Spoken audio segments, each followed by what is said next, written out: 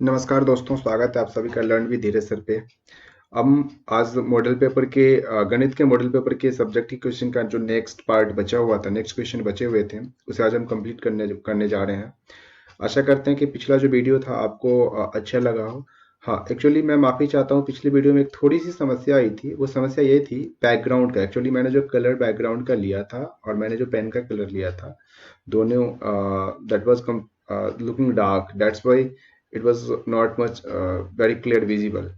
तो वहाँ पे थोड़ी सी समस्या आई थी, मैं इसके लिए क्षमा चाहता हूँ। आशा करता हूँ कि आज के इस सीरीज में आपको ऐसी समस्या ना आएगी। तो चलिए बिना देरी के हम सीरीज को स्टार्ट करते हैं। अगर आप चैनल पर नए हैं तो चैनल को सब्सक्राइब जरूर करें और वीडियो को लाइक जरूर करें, और वीडियो अच्छा लग रहा है तो आप दोस्तों में साझा भी करें। ठीक है, चलिए स्टार्ट करते हैं अपनी सीरीज को।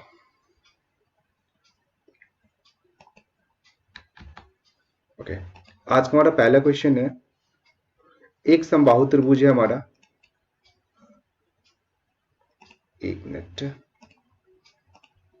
मैं जरा लिया, हाँ।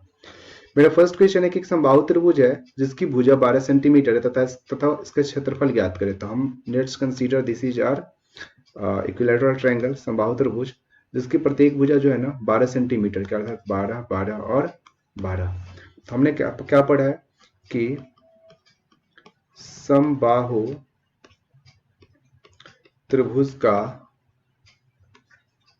क्षेत्रफल बराबर क्या हो जाता है, √3/4 गुने भुजा स्क्वायर। ठीक है, देखिए √3/4 गुने भुजा, भुजा का वैल्यू मेरे पास क्या दे रखा है, 12, तो 12 गुने 12, भुजा स्क्वायर है तो 12 गुने 12 हमने कर लिया। तो 4 तिया 12 क्या आ गया, 12 तिया 36, यानी कि हम क्या यहाँ से लिख लेंगे, 36√3 सेंटीमीटर में है तो सेंटीमीटर स्क्वायर हमारा आंसर हो गया। ठीक है, आइए नेक्स्ट क्वेश्चन की ओर हम लोग मूव करते हैं। कह रहा है कि निम्न वितरण से माध्य की गणना करें यदि वर्ग अंतराल 0 से 10 है। तो देखिए, हम अपने पहले जो हमारा पहला रो है, इसका पहला कॉलम है, इसमें हम लिखते हैं वर्ग अंतराल। तो इस तरीके से हम लोग लिखेंगे वर्ग अंतराल। दूसरे पे हम लोग ले लेते हैं बारंबारता को, तो ये लीजिए बारंबारता। आप भी इस तरीके से टेबल बनाएंगे। ठीक है, तीसरा में हम लोग क्या लेंगे, एक्चुअली हम लोग लेंगे यहाँ पे वर्ग चिन्ह। तो वर्ग चिन्ह, ठीक है, और नेक्स्ट हम लोग ले लेंगे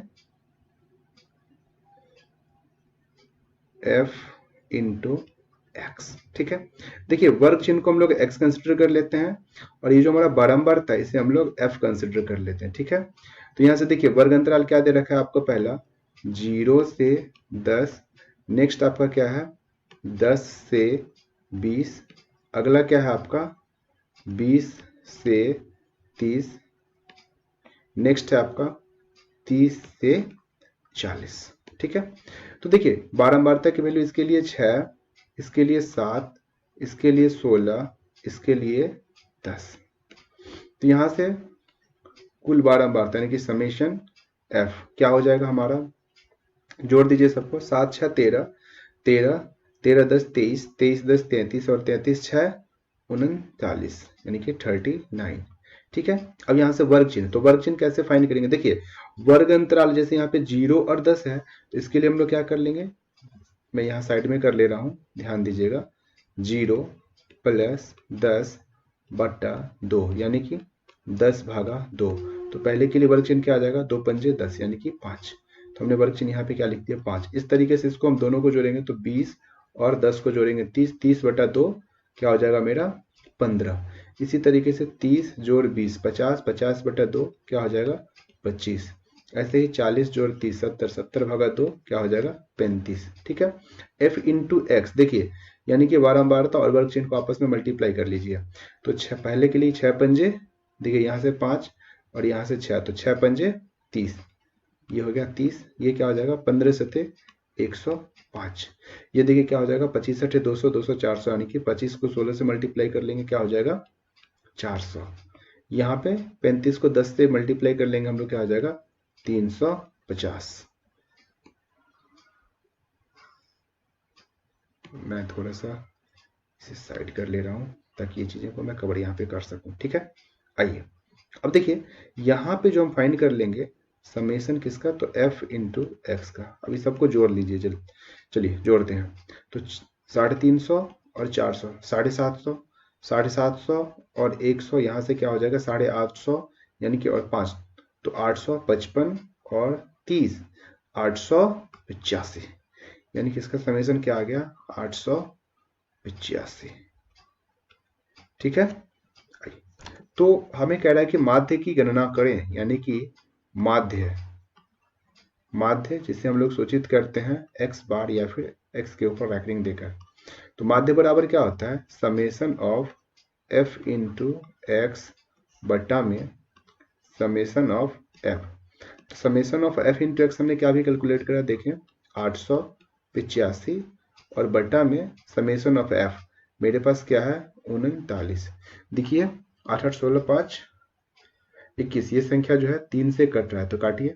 3 दूनी 6, 3 निमा 27, 3 पंजे 15, इसे काटेंगे तो 13 तिया 39। इसे और देखते हैं काट के कट रहा है क्या, तो 13 दूनी 26, 3 और 5 35, तो 13 दूनी 26, 9 0, तो 13 6 78, यानी कि मेरे पास माध्य की वैल्यू आ गई क्या, आ गई 22.6 आंसर हो गया। ठीक है, आशा करते हैं ये चीज आपको अच्छे से समझ आई हो। ठीक है, चलिए नेक्स्ट क्वेश्चन को हम लोग देखते हैं। कह रहा है, मैं इसे अपने जगह पे रख कर दे रहा हूं। ओके, देखिए क्या कह रहा है, कि घनाभ का पार्श्व पृष्ठीय क्षेत्रफल ज्ञात करें जो कि 6 मीटर लंबा। तो ये देखिए मैंने आपके लिए घनाभ का यहाँ पे डायग्राम लगाया है। इसकी लंबाई क्या कह रही है, ये जो लंबाई आपको दिख रही है ये कह रही है 6 मीटर है, यानी कि लंबाई आपको दे रही है 6 मीटर। चौड़ाई कह रही है देखिए 4 मीटर है, यानी कि ये जो बी फॉर ब्रेथ, यानी कि चौड़ाई क्या कह रही है 4 मीटर, और ऊंचाई कह रही है 2 मीटर है। ये देखिए ऊंचाई कितनी दे रखी है 2 मीटर। तो क्या कह रहा है आपको, कह रहा है कि घनाभ का पार्श्व पृष्ठीय क्षेत्रफल ज्ञात करें। तो घनाभ का जो होता है पार्श्व पृष्ठीय क्षेत्रफल, देखिए घनाभ का पार्श्व पृष्ठीय क्षेत्रफल बराबर देखिए क्या हो जाएगा 2 गुने लंबाई गुने चौड़ाई, लंबाई गुने ऊंचाई जोड़, ऐसे हम लोग करेंगे। देखिए लंबाई गुने ऊंचाई जोड़ लंबाई गुने चौड़ाई जोड़ चौड़ाई गुने ऊंचाई, यानी कि b इंटू एच।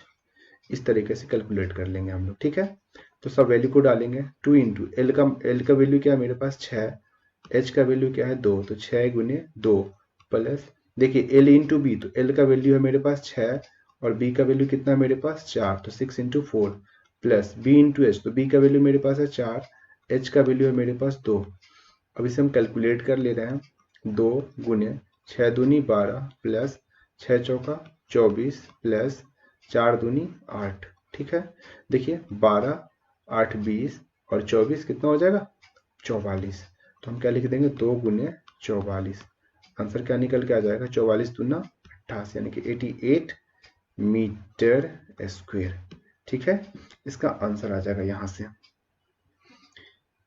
मीटर है। ओके, नेक्स्ट क्वेश्चन है 24 कि अंग्रेजी वर्णमाला का एक अक्षर यादृच्छा चुना जाता है, इसके स्वर अक्षर होने की प्रायिकता क्या है। तो कह रहा है कि देखिए स्वर अक्षर होने की प्रायिकता क्या है। तो हमें ऐसा जब प्रश्न दिया जाए तो हम इसमें क्या करेंगे, जनरली इस पे ध्यान रखिएगा। देखिए अंग्रेजी वर्णमाला में टोटल कितने अक्षर स्वर होते हैं, तो ए ई आई ओ और यू, यानी कि टोटल के टोटल 5 अक्षर हमारे पास स्वर होते हैं।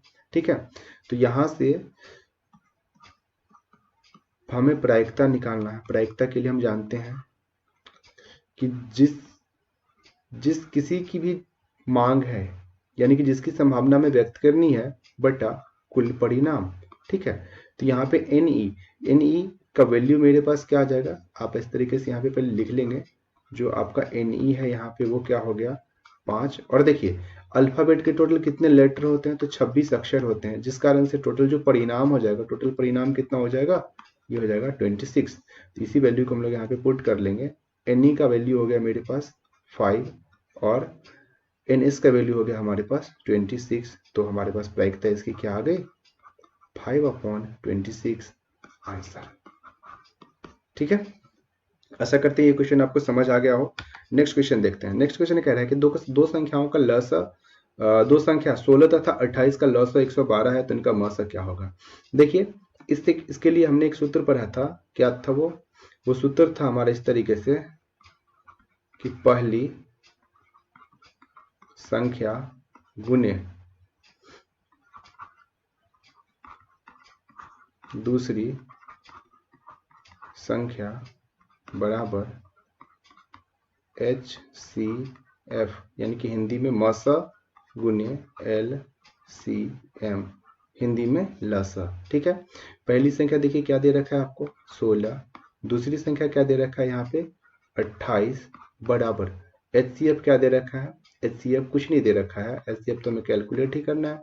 ठीक है, तो HCF गुने LCM क्या दे रखा है हमें 112। देखिए तो 112 यहाँ पे मल्टीप्लाई में है, या फिर मैं इसे लिखना चाहूँ तो मैं तो ऐसे भी लिख सकता हूँ ताकि मैं इसे आसानी से समझ सकूँ। तो HCF गुने 112 बराबर 16 गुने 28। ठीक है, तो यहाँ से हम क्या लिख सकते हैं, देखिए HCF बराबर क्या हो जाएगा, यहाँ पे देखिए 112 यहाँ पे गुना में है, तो ये इधर आके कहाँ चला जाएगा भाई, भाग में चला जाएगा। तो 16 गुने 28 और बटा में आ जाएगा 112। इसे कट डिवाइड लगाइए, 4 से करिए, 4 दूनी 8, 4 अट्ठे 32, ये करेंगे 4 चौका 16। देखिए ये आपका 28 से 28 कैंसिल आउट हो गया, क्या बच गया 4, यानी कि HCF किसका 16,28। आंसर क्या आ रहा है 28 आंसर, माफ करिएगा, सॉरी, HCF आ रहा है हमारा 4। ठीक है आंसर। चलिए नेक्स्ट क्वेश्चन है हमारा कि 30 बल्बों के एक समूह में 25 बल्ब खराब हैं। देखिए ऐसे प्रश्नों में वैसे तो हम चाहे तो लैंग्वेज लिख सकते हैं इस तरीके से कि जैसे कि खराब बल्ब की संख्या बराबर 5, अच्छे बल्ब की संख्या बराबर 25, अर्थात तो कुल बल्ब की संख्या बराबर 30। तो इस तरीके से हम भाषा भी लिख सकते हैं, लेकिन हमारा जो ये प्रश्न है 2 अंकों का है, तो इसमें हम सीधे आप चाहें तो इतना लिख लें बस कि खराब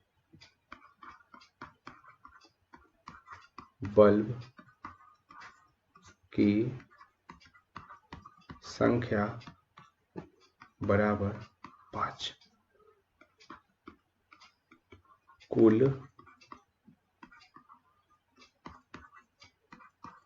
बल्ब की संख्या बराबर क्या दे रखा है 30। अच्छा, तो कह रहा है कि इस समूह में एक बल्ब यादृच्छिक निकाला जाता है तो निकाले गए बल्ब के खराब होने की प्रायिकता था। हमें चाहिए, हमसे क्या किस चीज की प्रायिकता पूछी जा रही है, खराब बल्ब की प्रायिकता। अतः हमारा NE क्या हो गया 5 और हमारा NS यानी कि टोटल परिणाम क्या हो जाएगा, तो टोटल बल्ब की संख्या क्या है 30। तो हम लिखेंगे प्रायिकता कि PE प्रायिकता, यानी कि खराब बल्ब के होने की प्रायिकता, जिसे हम लोग सूचित कर रहे हैं किससे PE से। तो PE का वैल्यू कैसे हम लोग लिख लेते हैं NE अपॉन N इन S। ठीक है, चलिए NE का वैल्यू डाल लिए 5/30, सॉरी 30 कैंसिल आउट हो जाएगा, 5 एकम 5 और ये हो जाएगा 5 छक्का 30। आंसर क्या हो गया 1/6 हो गया इसका आंसर। ठीक है, ओके नेक्स्ट क्वेश्चन हमारा है एक समकोण त्रिभुज ABC में कौन सी 90 डिग्री है, CD लंब है AB पे। देखिए ये हमारा एक समकोण त्रिभुज है AB और ये है हमारा C। कह रहा है कि कौन C जो है आपका 90 डिग्री, अर्थात ये आपका कितना है 90 डिग्री है। ठीक है, और यहाँ पे कह रहा है तो साबित, और CD लंब जो है AB है। ठीक है, ये रहा आपका C और D, यह लंब है AD पे, ए बी पे, माफ करिएगा, ए बी पे लंब है, ठीक है। तो कह रहा सिद्ध करे कि ए बी गुने सी डी बराबर बी सी गुने सी ए, इस चीज को हमें सत्यापित करना है, ठीक है। तो हम क्या करेंगे, हम विचार करेंगे किसमें, त्रिभुज ए डी सी तथा ए डी सी तथा त्रिभुज ए बी सी में, देखिए इसमें विचार करने पे हमें क्या दिख रहा है, आप छोटे वाले त्रिभुज की अगर बात करिएगा तो यहाँ देखिए ये आपका छोटा वाला जो त्रिभुज है, ये इस त्रिभुज में जो आपका कोण है 90 डिग्री क्या है, डी, अर्थात हम क्या लिख सकते हैं, एंगल ए डी सी बराबर बड़े वाले त्रिभुज का, देखिए बड़े वाले त्रिभुज का ये वाला कोण, ये भी तो 90 डिग्री है, ये क्या है, एंगल ए सी बी कितना है जी, बराबर 90 डिग्री, तथा ये वाला जो कोण है आपका ए वाला कोण, देखिए ये छोटा में भी है और बड़े में भी है, ठीक है। तो हम लिख लेंगे एंगल, छोटे छोटे वाले ट्रायंगल के लिए लिखेंगे सी ए डी बराबर बड़े वाले के लिए एंगल सी ए बी, कैसे है जी बराबर, तो दोनों क्या है जी, उभयनिष्ठ है, इस तरीके से हम लिख लेंगे, ठीक है। अतः ए समरूपता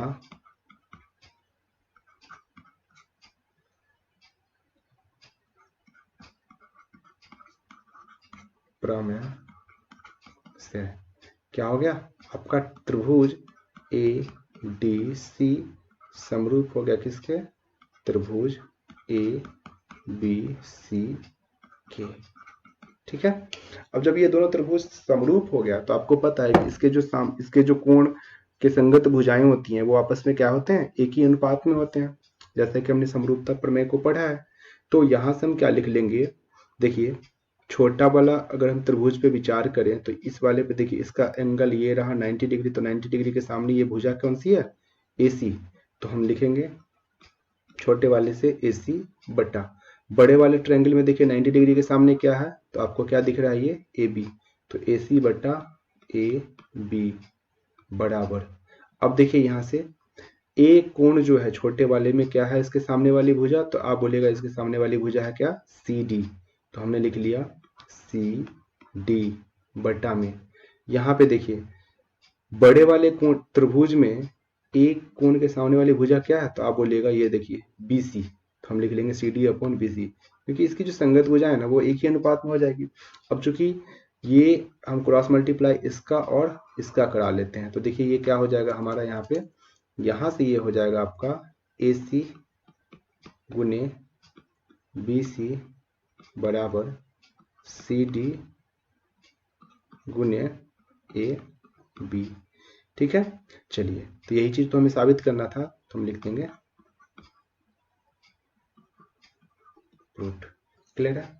तो आप इस तरीके से कर सकते हैं, इसमें ज्यादा ऐसा इतना लैंग्वेज डाल के आप क्वेश्चन को ज्यादा बल्कि नहीं करेंगे हम लोग, बिकॉज ये 2 मार्क्स के क्वेश्चन होते हैं। तो हमारी कोशिश होगी सटीक और इस तरीके से दें कि हमारा एक्सप्लेनेशन भी ना छूटे और हमें मार्क्स भी पूरे के पूरे मिल जाए, ठीक है।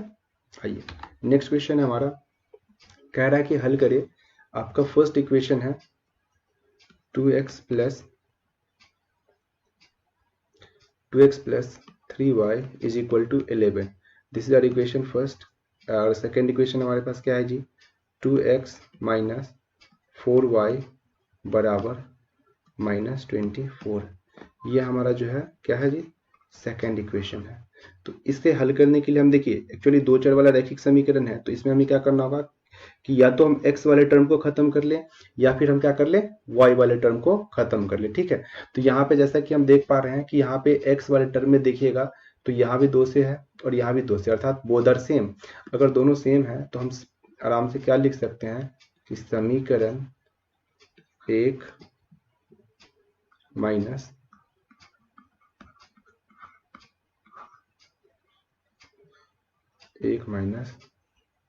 समीकरण 2 से, ठीक है। तो समीकरण 1 में क्या है आपका 2x प्लस 3y बराबर 11, समीकरण 2 में क्या है 2x माइनस 4y बराबर -24, ठीक है। घटा रहे हैं, चिन्ह सबका क्या कर देंगे, चेंज कर देंगे। ओके, चलिए करते हैं इसे। ये देखिए यहाँ पे क्या हो जाएगा, 2x से ये आपका 2x कैंसिल आउट हो जाएगा, तो यहाँ पे 3y और 3y ये दोनों जुट के क्या हो जाएगा भाई, ये हो जाएगा आपका 7y बराबर, ये देखिए 11 और 24 को आपस में जोड़ेंगे तो ये कितना हो गया आपका 35।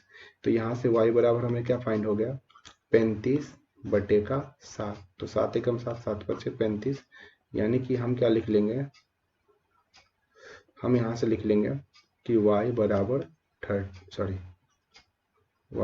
5। अच्छा, y का वैल्यू जब 5 आ गया है तो अब क्या करिए, y बराबर 5 को किसी भी समीकरण में डाल दीजिए। तो हम लिखते हैं y बराबर 5 समीकरण 1 में रखने पर, समीकरण 1 में रखने पे देखिए समीकरण 1 को पहले आराम से लिख लेंगे, 2x + 3y बराबर 11। इसीलिए लिखते हैं ना कि कंफ्यूज ना हो हम लोग, 2x + 3y तो 3 गुने, चूंकि y का मान हमने 5 निकाला है तो y की जगह क्या रख देंगे, 5 बराबर 11, ठीक है। तो यहाँ से सॉल्व करते हैं इसे, तो 2x + 5 गुने 3 यानी कि 15 बराबर 11। तो हमारे पास क्या आ गया, 2x बराबर 11 माइनस का 15, तो 2x = 11 - 15 - 4, hence therefore x = -4/2 cancel out हो जाएगा। देखिए 2 दूनी 4, आंसर आ गया क्या, -2, यानी कि x बराबर -2 और आपका y बराबर 5 आंसर आ गया, ठीक है। आशा करते हैं कि ये क्वेश्चन आपको समझ आ गया हो। और देखिए दो चर वाले रैखिक समीकरण को तो एकदम आप ना इस तरीके से कंप्लीट करिएगा कि इससे आपका क्वेश्चन ना छूटे। मैं एक इन्फॉर्मेशन और आपको देना चाहूंगा, जैसे ही ये मॉडल पेपर का सब्जेक्टिव क्वेश्चन खत्म होता है, मैं एक बैच का सीरीज लेके आने वाला हूँ जिसमें मैं आपके 10th के मैथ्स का तकरीबन 8 से 9 चैप्टर को मैं कंप्लीट करूंगा रिवीजन पॉइंट ऑफ व्यू से। अर्थात इसका मतलब ये हुआ कि जितने टाइप के क्वेश्चन हमसे पूछे जा सकते हैं, मैं हर एक टाइप को कवर करूंगा और उस टाइप पे आधारित 2-4 क्वेश्चन प्रैक्टिस के लिए भी साथ साथ लेके चलूंगा। ये सारे के सारे आप समझ के चलिए कि गेस्ट क्वेश्चन होंगे। गेस्ट क्वेश्चन का मैंने क्या कि आप जो प्रीवियस ईयर जो भी क्वेश्चन पूछे गए हैं ना, उसी से ये सारे के सारे क्वेश्चन आपको देखने को मिलेंगे। तो ये सीरीज जैसे ही ये सब्जेक्टिव का खत्म होता है, वो आपका सीरीज जो है स्टार्ट हो जाएगा इस पे। तो अगर आप उस सीरीज का भी एंजॉय लेना चाहते हैं तो डेफिनेटली आप चैनल को सब्सक्राइब करें और वीडियो को लाइक भी जरूर करें। देखिए आपका जो भी सजेशंस हो वो हमें कमेंट्स करके जरूर बताएं, ठीक है। आइए हम नेक्स्ट क्वेश्चन की ओर मूव करते हैं। ये हमें कह रहा है, देखिए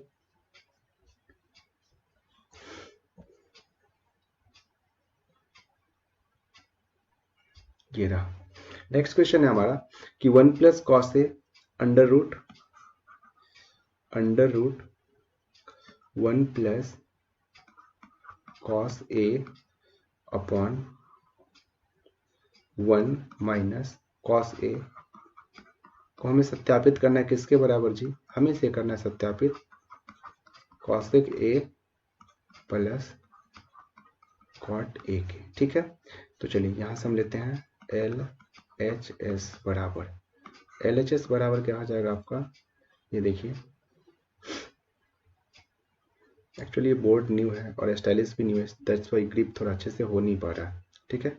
तो थोड़ा सा आप संभाल लेना, आपका एग्जाम सर पे था, सो मैंने सोचा कि मैं सीरीज को कैसे भी करके वो कर लूँ स्टार्ट, ठीक है। तो 1 + cos A upon 1 - cos A, ठीक है। आप क्या करिए, नीचे और ऊपर दोनों में किससे मल्टीप्लाई कर लीजिए, 1 + cos A से मल्टीप्लाई कर लीजिए नीचे और ऊपर, ओके। ये रहा 1 + cos A, ठीक है। ये आपका अंडर रूट है। देखिए आपने एक फॉर्मूला पढ़ा होगा, A + B into A - B बराबर A² माइनस का B², और दूसरा फॉर्मूला जो यहाँ पे यूज होने वाला है वो है A + B का होल स्क्वायर। ये क्या होता है, A² + B² प्लस 2AB, ठीक है।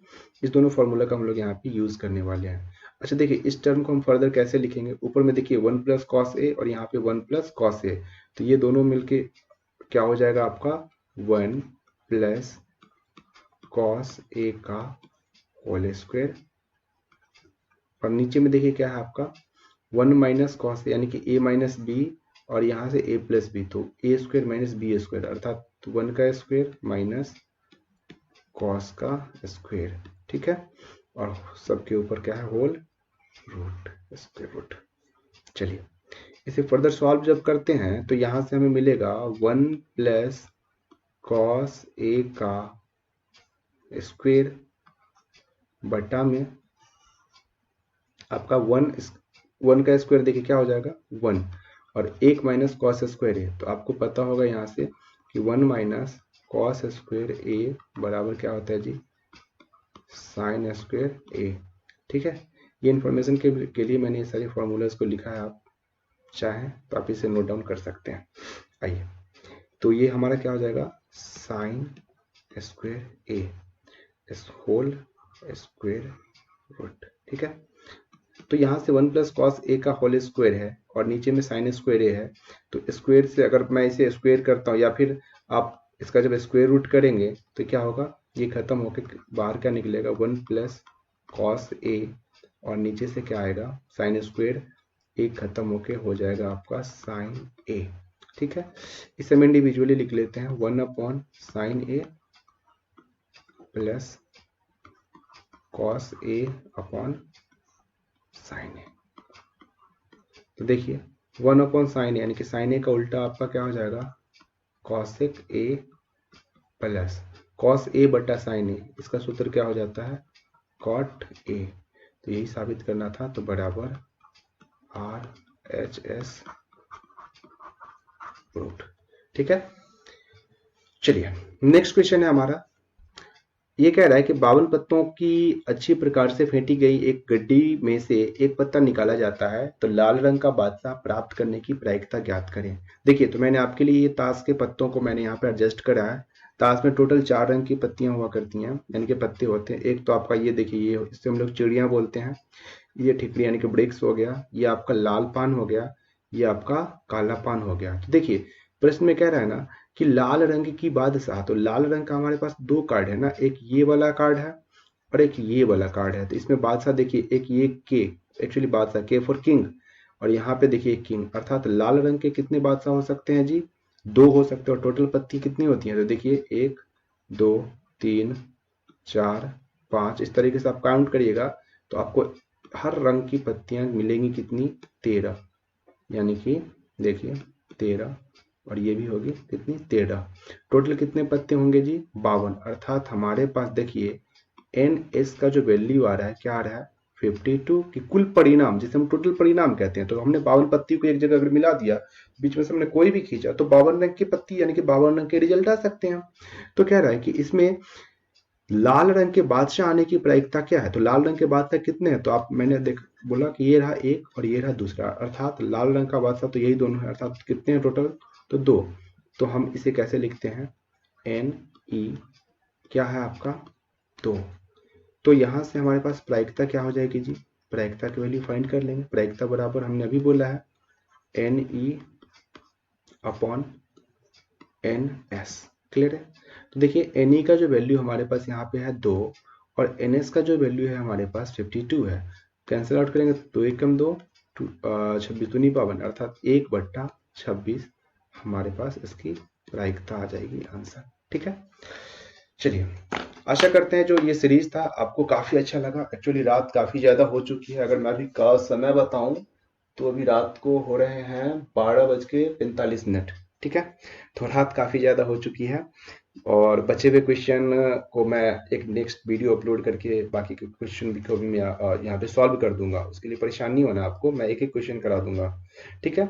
इसी के साथ साथ अगर आपको ये सीरीज आज का अच्छा लगा तो इसे लाइक जरूर करें और कमेंट्स करें। कोई भी आपका सजेशंस हो, because your suggestions are really मतलब हमारे लिए काफ़ी ज़्यादा बेनिफिशियल हो सकता है। And the second thing is what कि आपका सजेशन हमें अच्छा लगता है कि हाँ चलो मैंने कुछ काम किया, क्योंकि देखिए कोई भी परफेक्ट नहीं होता है, गलतियां हर किसी से होती है, चाहे वो मैं हूँ आप हूँ कोई भी हो। अगर हम इंसान में हैं, जन्म लिए हैं, तो हम गलती करेंगे, ठीक है। यही हमारी पहचान है इंसान होने की, ठीक है ना। तो आपको जो भी सजेशंस लगे कि हाँ सर ये करा जाए या फिर ये इम्प्रूव किया जाए, ऐसा किया जाए, क्योंकि हमने जो पिछले वीडियो डाला था उसके बैकग्राउंड के ऊपर काफ़ी हमारे पास सजेशंस आए थे। एक्चुअली लोगों ने व्हाट्सएप भी करा था कि सर इसके बैकग्राउंड को चेंज करा जाए, तो मैंने आज बैकग्राउंड को चेंज करा है। अगर आपको भी ऐसा कोई सजेशंस लगता है कि कुछ ऐसा इम्प्रूव करने चाहिए तो ज़रूर बताएं हमें, मैं उसे इम्प्रूव करूँगा, ठीक है। तब तक के लिए धन्यवाद। मिलते हैं अपने अगले एपिसोड में, अपने अगले वीडियो में, ठीक है। जय हिंद।